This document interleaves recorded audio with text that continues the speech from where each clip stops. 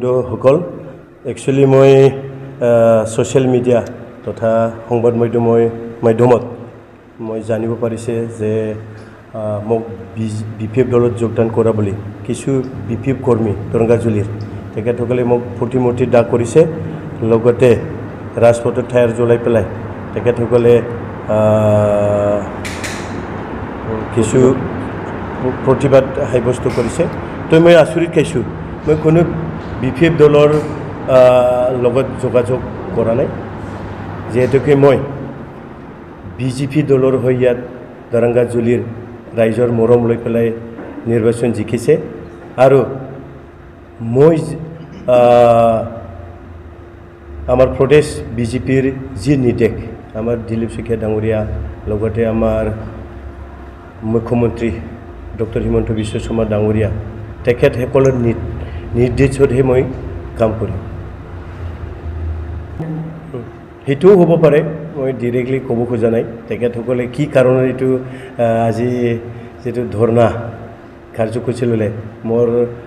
প্ৰতিমূৰ্তি দাগ কৰিলে ৰাজপথত টায়াৰ জ্বলালে এইবোৰ মই আচৰিত খাইছোঁ মই কোনো বিপিএফ দলৰ লগত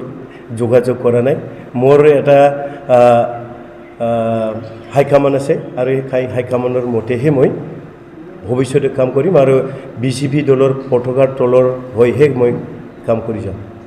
যোগাযোগে কৰা নেকি চামিলৰ কথা আহিল মই যোগাযোগ কৰাই নাই কোনো মই বিপিএফ দলৰ কোনো নেতাৰ লগত মই যোগাযোগ কৰা এইটো প্ৰশ্নই নুঠে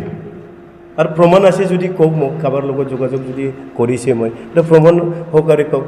উইদাউট প্ৰমাণ এইটো মানে কিহৰ এইটো মানে ভিত্তিত এইবিলাক কাম কৰিছোঁ মই আচৰিত খাইছোঁ মই অনুৰোধ কৰিব বিচাৰিছোঁ দৰংগাজুলি বাকী তথা তামোলপুৰ বাকী ৰাইজক যে আমাৰ নিৰ্বাচন শান্তিপূৰ্ণ হৈ গ'ল আৰু এতিয়া আমাৰ ৰাইজৰ হকে কাম কৰাৰ এটা সময় আহিল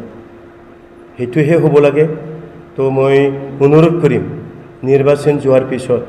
আমাৰ কিছু কাম কৰিব লগা আছে কামবিলাক আমি কৰি থাকিব লাগে মইতো নতুন নহয় মই যিহেতুকে 4বাৰ এই সমষ্টিটো মই প্ৰতিনিধিত্ব কৰিছোঁ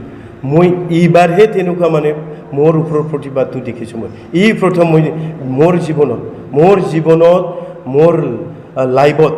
মোৰ ওপৰত প্ৰতিবাদ কৰা মই এইটোৱেই প্ৰথম দেখিছোঁ সেইটো কাৰণে মই আচৰিত খাইছোঁ